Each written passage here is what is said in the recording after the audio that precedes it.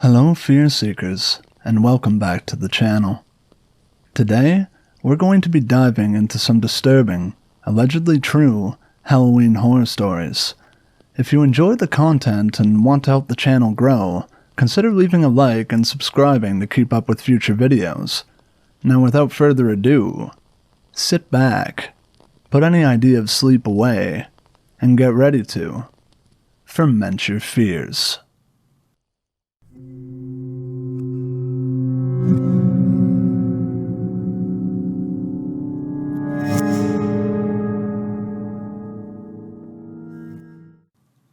It's spooky season, which always gets me talking with buddies about the creepy things we've been through. I almost never touch on this story though, because it's not one of those classic scary stories everyone likes to share over a couple of beers. I used to work night shifts at this large manufacturing facility. Night shift was a very small crew. 5 security, 5 admin staff running admin and packing. As admin staff, I sat with security as they'd switch between patrolling and monitoring the cameras. It was usually pretty silent and boring. Now, I'm not sure how the building got its haunted story. No one besides us ever wanted to work nights because of the rumors. None of us ever had any experiences. No one died there. No crazy accidents happened. It wasn't destroyed and rebuilt. It was peaceful and uneventful. But stories always spread, as they tend to do with big, dark, creepy spaces, and it was creepy. It's surrounded with woods, circled with fencing, mostly empty at night, which made it feel incredibly imposing and empty. Creepy motion-activated lights inside and out, sounds carried and echoed, but still none of us ever had any experiences there. Until this. It was around Halloween, maybe a week or two before it. I was halfway into my shift, making it my lunch hour. It was chilly, and I went to my car to grab my bigger jacket and have a smoke break. I was right outside the back door, which the fencing runs closest to. It's maybe 10 yards off the back door. The only light is motion activated, and I had to keep making grand arm movements to keep it on. It's all grass and shadows up to the fence, and the light doesn't really hit that far. I was watching videos on my phone and the light cut out. I sat in the dark a bit, sipping my coffee and finishing my cigarette. As I was finishing, I reached up, waved about to activate the light to find the ashtray. But as the light flickered on, I heard a noise at the fence across from me. We do get some animals out there, and they could get startled. It was all explained in my head instantly. But as I stood up, I heard the fence keep slightly jingling. When I looked up, I didn't see much. The light didn't really illuminate much outside its circle on the ground. I don't know why, but my first thought was to say, "Hello?" When I did, the sound stopped for a moment. I squinted into the darkness, trying to adjust. The light went out. There in the darkness, the moon had a little more effect, lighting up the area. The fence started lightly jingling again, really lightly. As my eyes adjusted better, I saw movement. It looked like a person opposite me at the fence, fidgeting with the links. I thought, this must be a kid trying to spook us. Maybe they were going to break in and ghost hunt. Some high school kids have before, without knowing the building never closed, and we were usually pretty cool with them poking around as long as they didn't touch anything and made it fast, so they could run tell their friends they lived through it. But that wasn't really common, and this was one person alone. It felt off. I radioed in with my walkie to desk security. "Hey, we have a visitor out by north door, behind the fence. I've seen the monitors of camera feed and I know this area is totally covered. They'd be able to see the fence clearly." My walkie beeped back and the voice said, "We aren't reading any movement at the fence. Is it in the tree line?" "Negative, they're fiddling with the fence, right in front of me." This all happened in the span of seconds. My cigarette butt was still in my hands, and I just barely swallowed my last sip of coffee. They didn't even have the chance to reply to me when from the fence I heard this massively louder thrash of the lynx, and all I saw was this figure full-on sprinting at me.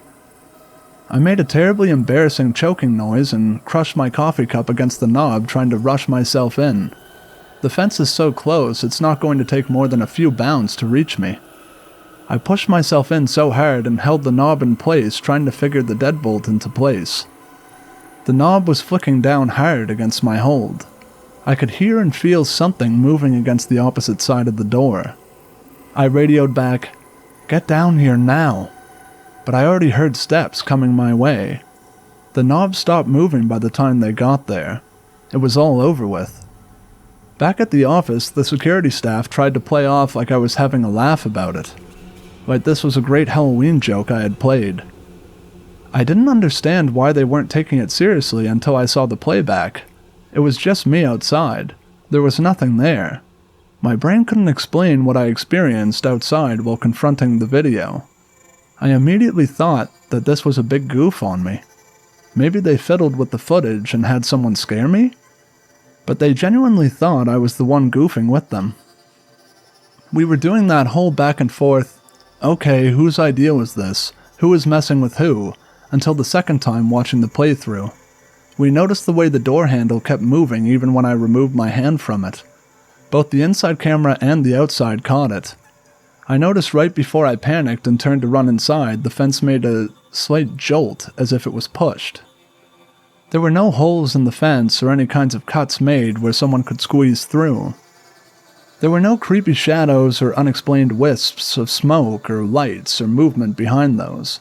Just me in the night jumping out of my skin and running inside. I kept trying to think back to when I jumped, when that figure burst at me full speed, if the light activated for their movement or mine. I couldn't decide. I couldn't remember exactly, it was so fast. But nobody there wanted to admit anything happened to me. It was tricks of the moonlight, overactive imagination, and too much coffee. Branches against the chain links. No one's ever experienced anything weird here, and it wouldn't just start up here now for no reason. I didn't make a fuss. I didn't want to argue about it.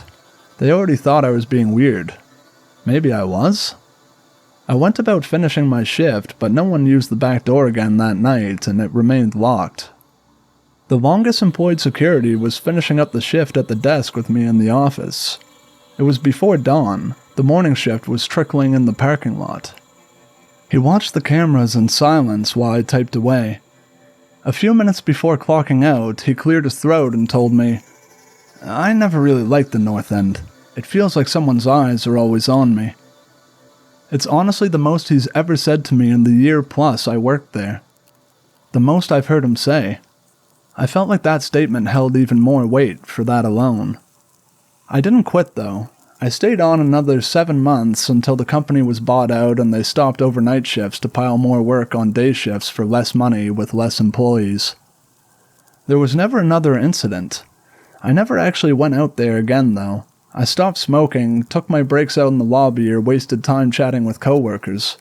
But I made excuses not to sit outside, to be honest. I feel like a few of us did. I have never before or since had any moments where I felt like my imagination got the better of me. And I truly believe that wasn't the case here. I keep thinking back at the door handle jerking down when I was steps back on the walkie. That had to be proof I wasn't imagining the whole thing. No one ever brought it up again, and whenever anyone asked about working in the old crappy factory, everyone would say, "Oh, we never saw anything up there. It's just a boring building at night." I would just smile and keep my side of the story to myself, but I wondered if anyone else was holding stories to themselves. Maybe they'd slip out after a few beers and fuel a few more questions about the haunted factory.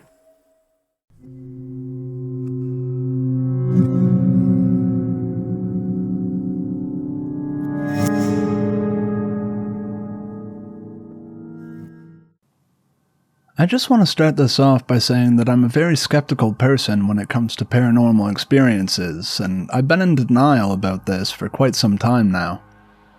This experience happened about a year ago. It was around Halloween, and I was invited to a family dinner at my boyfriend's grandparents' house. Deciding to spice things up a little bit for Halloween, I decided to bring my Ouija board with me to play with his cousins and siblings. The house is fairly old, built in the 1900s or something along those lines. It is located in the Rudeau Lakes Township, in the town of Smiths Falls. Basically, it's a hole between Kingston and Ottawa, two of Canada's most important cities. Anyways, most people go to bed at around 10 at night, but 5 of us decide to stay up, drink, and play the Ouija board. We set the game up on the kitchen table, we light candles, shut the lights, etc. We begin playing, and almost instantly we start feeling some activity. I took the lead because it was my Ouija board. My first question was asking for her name. The board answered by spelling out May and then Smith. I asked May Smith how old she was, and the pointer slid to 7. I then asked, "Where are you from?" This time, the pointer on the board moves faster, spelling out Cheese Factory extremely quickly. By this point, all of us are crapping ourselves, but all of us promised to each other that we weren't moving it on our own. We began trying it only 2 of us at a time, and still it was the same speed, spelling out Cheese Factory over and over again.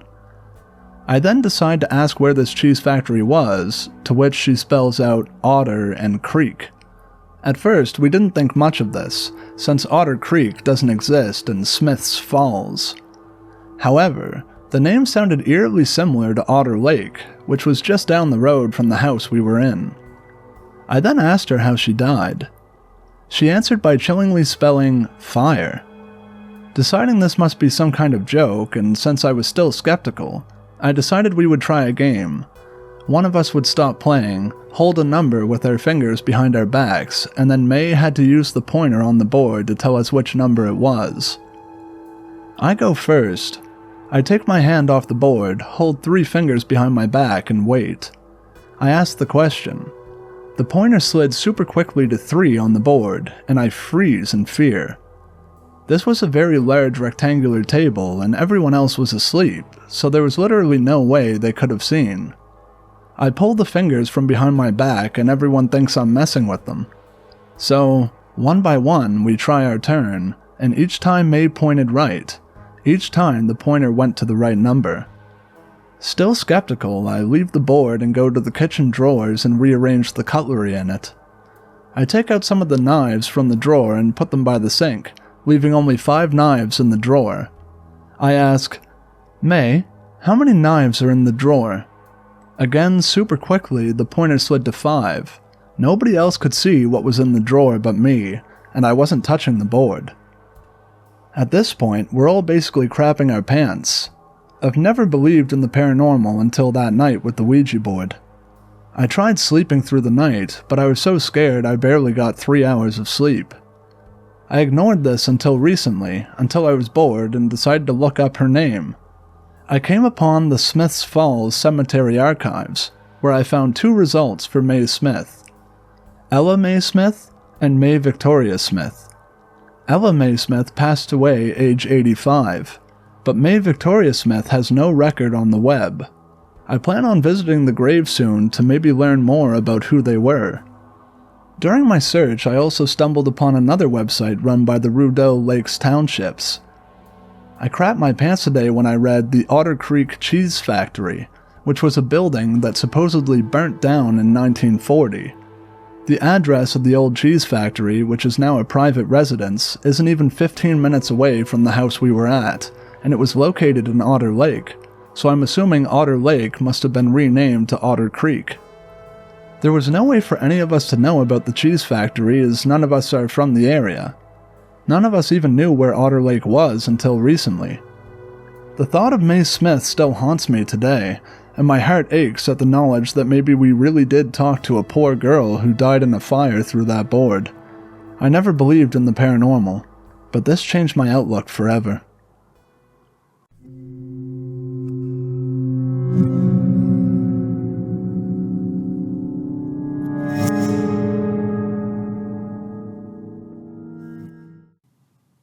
The old lady I'll never forget from college. I don't know if you can tell this one in a YouTube video or not. It's not for kids. It's a true story. I won't say exactly where it was or use names. This happened around 2004 or 5. I was in college and lived with my much older boyfriend in a 4-room apartment complex. It had 2 shared bathrooms, one between each of the rooms. It has one shared kitchen in the middle of each building. It was the cheapest place in the college town to live in. Cars were broken into and slumlord management abounded. I think we paid $450 a month for that room back then.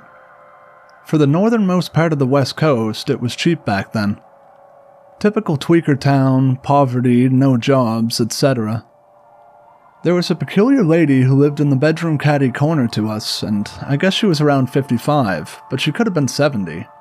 I didn't know how old, but her Beatles posters clued me into her generation. She wouldn't say her age, actually. Anyway, she was on disability and basically laid in bed all day surrounded by dusty old knickknacks and watched old movies, like black and white movies. She was sick with the stomach thing, headaches, and mental issues. My boyfriend helped her with a few things, and she ended up talking to me a few times about her sad life. He wasn't the greatest guy and told me he'd talked her into giving him a pain pill, so she must have been sick, but then again, pain pills were common in the early 2000s, prescribed by doctors who felt sorry for people in any type of pain. I never heard an actual named disease or condition. She told us about the adult daughter she never saw and parents who she hated but paid her rent. Anyway, months pass and one day I noticed the windshield on her car was smashed. A day later, she was giving things away by setting them near her car with a free sign. When I asked her, she seemed ambivalent to the broken windshield. I was pretty ambivalent to her because she tended to talk too long and sort of trap you in conversation. Needless to say, I avoided her. I never saw her in the kitchen. She mostly just bought liters of soda and donuts, Twinkies, which she had lying around her room. She was super skinny too, even though all she ate was junk food, probably malnourished. So, Halloween night was very close then. On the big party night, I was drinking a shot of vodka in the kitchen before a party when she came into the shared kitchen and began asking me if she could have a shot, and I obliged. My boyfriend was a lightweight and already passed out from 2 shots, so he was useless. Otherwise, I'd have left him to talk with her. She was an older lady, and at that time I trusted that someone older than me knew how to handle alcohol. I had no reason not to share on a holiday, as I was jolly and excited to go out. After a few shots together, I went to leave, and she asked if she could come along with me. I was only 19 and looking to hook up with friends and thinking that this old toothless lady would not be fun to babysit. Plus, she was in a nightgown. An old-fashioned nightgown like a little rich girl in white lace. She acted odd, not just drunk, but also like she believed she was my peer and didn't understand why I wanted to go alone. Anyway, I was irritated by her and just wanted to leave. Big mistake. This is the part I regret. I left her. I gave her the rest of the bottle as I felt bad. I made an excuse I can't recall and left in a hurry. The party was okay and I crashed when I got home around 3 to 4 a.m. About 4 days after Halloween, neither my boyfriend or I had seen her. One day, as I pulled up from work, an ambulance and hazmat truck was in front of our apartment. It turned out the poor woman had taken an entire bottle of her pain pills and drank the entire bottle that I'd left with her. Then she locked herself in her room. She died up against the door. The EMTs had to yank the inner door off from inside the kitchen because she was stuck up against it. She was gone when I came in, but there were stains on the kitchen floor from her being removed. Stains that smelled and were obviously bodily fluid. I cleaned it up with bleach as I felt responsible. At the moment I was mopping, her super elderly parents showed up. They didn't say a word to me, but the look they gave me was nothing less than pure hatred, like it was my fault she lived in the crappy slum, or maybe they thought I was white trash, as the woman told me all the time she was from a rich family. They went into her room and closed the door. I felt bad and still will for a long time. Regardless of how physically and mentally ill she was, I wish I'd not given her the vodka. I didn't know anything about adult protective services or reporting self-neglect of disabled folks back then either. From now on, I pay special attention to individuals' mental states and try to help when I can. I had no idea giving away your stuff and acting manic were weird at that age. Anyway, if anyone acts odd, just call the cops for a welfare check. It would have saved her life. For as long as it could, at least.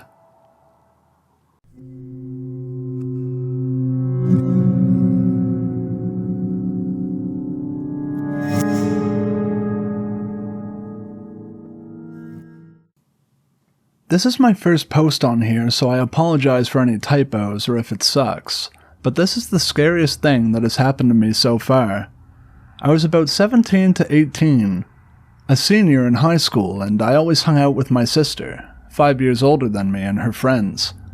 Tonight, it was us siblings, her best friend H, who is the same age as my sister, and our friend G, who was about 20 and enlisted in the army. We thought it would be a great idea, since it was close to Halloween, to play with a Ouija board for the first time together. We got a Ouija board and decided to turn all the lights off in the house and light a few candles to really set the mood. So we sat on the floor of the living room and started our little game. I was sitting between H and G and across from my sister. It took a while, but we finally got a response when G asked if anyone was there. The planchette slid to yes. We kinda giggled because we thought one of us were responsible. But then it started spelling out Mama. My sister and I immediately go pale and make eye contact across the board. Our grandmother had passed away next door about a year prior to this. Before we could ask another question, the planchette spelled out the word love. We still weren't convinced. A little spooked, but not scared. G then asked the board, "How many children did you have?" And the planchette slid to the number 2, which is the correct number of kids our grandmother had. It's important to know that G and H didn't know much about our grandmother. They came into our lives after our grandmother had passed, so they never met her. The planchette then spelled out the words Roll Tide. Now we live in Alabama, and my grandmother was the biggest Alabama football fan. She would watch every game. The Alabama football catchphrase is Roll Tide. My sister and I immediately begin crying because it just seems unreal. And then the planchette starts moving again. This time it's sliding around and going to goodbye. I ask, "Do you want us to stop playing?" And the planchette quickly slides to yes. My sister doesn't want to stop.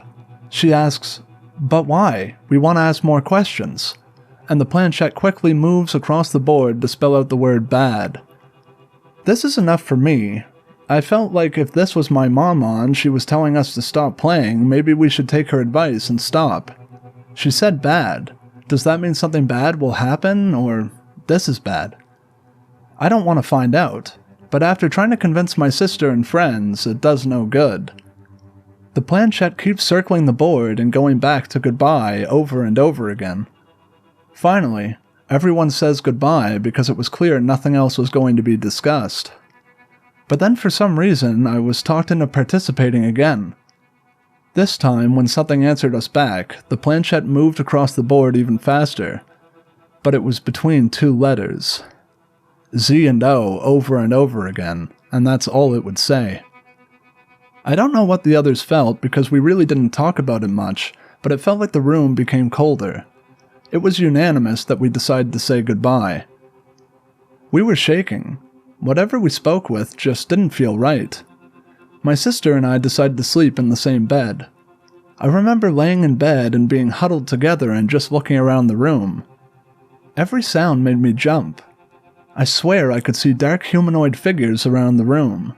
Maybe it was paranoia. I did not sleep that night. I kept thinking about how Mama or whatever was imitating her said bad, like it was a warning.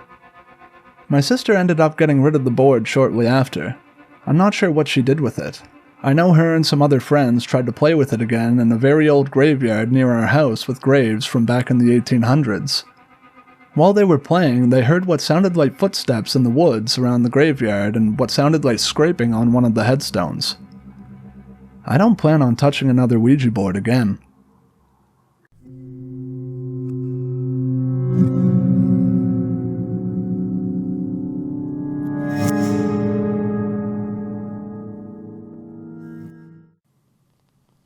Hey guys, glad to see you made it to the end of the video.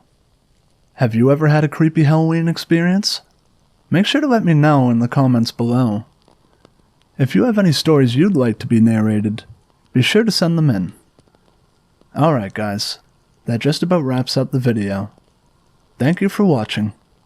I hope you enjoyed it. So long, Fear Seekers. I'll see you in the next video.